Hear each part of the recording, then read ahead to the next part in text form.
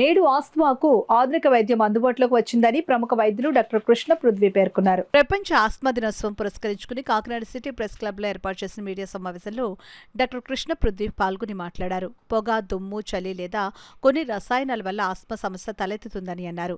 ఈ సమస్యను ప్రారంభంలోనే గుర్తిస్తే తీవ్రతను తగ్గించడం జరుగుతుందని అన్నారు. ఈ సమస్యకు ఆధునిక మందులు అందుబాటులోకి రావడం జరిగిందని డాక్టర్ కృష్ణ పృథ్వీ తెలిపారు. ఈ సమావేశంలో Alkem laboratories regional manager Somulu, south head Jagadish తదితరులు పాల్గొన్నారు. ఒక అపోహ ఏంటంటే మనం ఈ ఇన్హేలర్ థెరపీ అనేది వాడడం మొదలు పెడితే అమ్మో జీవితాంతం వాడుకోవాలి, ఇంకా దాన్ని ఆపడానికి మనకి స్కోప్ లేదు అని ఒక అపోహలో బ్రతుకుతూ ఉంటాం మనందరం.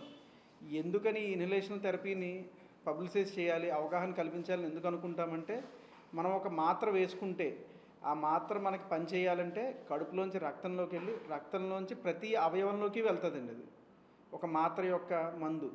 కానీ ఈ ఇన్హలేషన్ థెరపీస్ అనేవి లోకల్ థెరపీస్.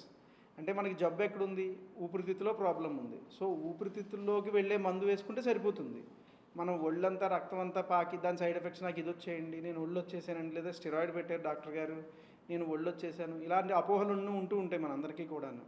సో దాన్ని ఓవర్కమ్ చేయడానికే గత 10 సంవత్సరాల్లో చాలా అభివృద్ధి చెందింది ఊపిరితిత్తుల విభాగంలో వైద్యం కూడా. ఏంటంటే ఇన్హేలర్లు ఒక్కొక్కళ్ళు మన ఇళ్లలోనే ఉంటారు, రోజుకి 6 సార్లు 10 సార్లు వాడుతూ ఉంటారు. ఇదేంటారు 10 సార్లు వాడినా అమ్మ అవ్వచ్చు, నాన్నగారు అవ్వచ్చు, మన పిల్లలు అవ్వచ్చు, ఆడుకునే వయసులో తగ్గదు. ఇదేంటి తగ్గట్లేదు, ఇన్హేలర్ అని మొదలెడితే ఇంతేనా మన జీవితం అంతా, లేదా నెబులైజర్ వాడుతుంటే ఇంతే మన జీవితం అంతా అని ఒక అపోహ ఉండిపోతూ ఉంటుంది. సో దాన్ని అధిగమించి ఇప్పుడు రోజుకు ఒక్కసారి ఇన్హేలర్ వాడితే కూడా మన రోజంతా ఏ ఇబ్బంది లేకుండా పని చేసుకోవడానికి వృద్ధి చెందింది వైద్యం. సో ఈ ఇన్హలేషన్ థెరపీ అనే దాన్ని అవగాహన తెలుసుకుంటే కనుక ఎక్కడ వాడాలి, ఎన్నిసార్లు వాడాలి, ఎవరు వాడాలి, ముఖ్యంగా దీన్ని అవగాహన తెచ్చుకుంటే కనుక చాలా ఉపయోగకరంగా ఉంటుందని ఈ సదుద్దేశం అన్నమాట, ఈ వరల్డ్ ఆస్తమా డే యొక్క థీమ్ని. సో మనకు ఆస్తమా అనే పదం అనేది రెగ్యులర్గా వింటూ ఉంటాం, దాన్ని భయభ్రాంతులు కావద్దు. ఆస్తమా వచ్చినంత మాత్రాన మన జీవితం అక్కడితో ఆగిపోదు. బోల్డ్ మంది స్పోర్ట్స్ పర్సన్స్ ఉన్నారు, బోల్డ్ మంది అథ్లెట్స్ ఉన్నారు, బోల్డ్ మంది మనకి తెలిసిన పెద్ద పెద్ద నాయకులు ఉన్నారు ఈ ఆస్తమా వ్యాధిన పడి మందులు వాడుతున్న వాళ్ళు.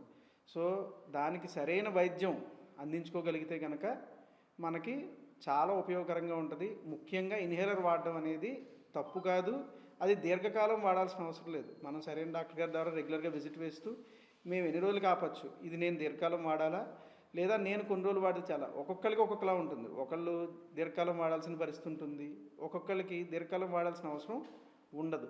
సో దాని యొక్క అవగాహన పెంచుకుంటే కనుక మనం దీన్ని ఈ జబ్బుల్ని మనం తగ్గించుకుని, మెయిన్ టార్గెట్ ఏ వైద్యంకైనా క్వాలిటీ ఆఫ్ లైఫ్. అంటే మనం బ్రతికేది దేనికి, ఆనందంగా బ్రతకడం. ఒక మందు వేసుకుంటే ఆ మాత్ర వేసుకుంటే జీవితాంతం బాధపడమని కాదు, ఆ మందు వేసుకుంటే మనం 10 మందిలో తిరిగినప్పుడు హ్యాపీగా ఉండాలి. దాన్నే క్వాలిటీ ఆఫ్ లైఫ్ అంటాం. సో దాన్ని ఇంప్రూవ్ చేయడం కోసం జరిగే వైద్య ప్రక్రియలే ఇవన్నీ కూడా. మనం ఎంత అభివృద్ధి చెందినా మనం దేని గురించి బ్రతుకుతాం, ఆనందంగా ఉండడానికి. సో ఈ ఇన్హలేషన్ థెరపీ కూడా అదే ఉద్దేశం. మీరు ఒకసారి పీల్చుకుని వెళ్ళిపోయారు, మీకు ఆస్తమా ఉందని ఎవరికి తెలియాల్సిన అవసరం లేదు. దాన్ని బ్యాగులో పెట్టుకుని ఒకప్పుడు తీసుకెళ్ళమని చెప్పేవాళ్ళం, ఇప్పుడు అవసరం లేదు. రోజుకి ఒకసారి ఇంటి దగ్గర బయలుదేరడం పీల్చుకుని వెళ్ళిపోతారు ఆఫీస్కి, తర్వాత మళ్ళీ దాని అవసరం కూడా ఉండదు. సో అటువంటి ఇంప్రూవ్మెంట్స్ అన్నీ జరిగాయి. దాని యొక్క అవగాహన మనం పెంచడం కోసం మనం ముఖ్యంగా ఈ వేడుకను జరుపుకోవడం అనేది జరుగుతుంది.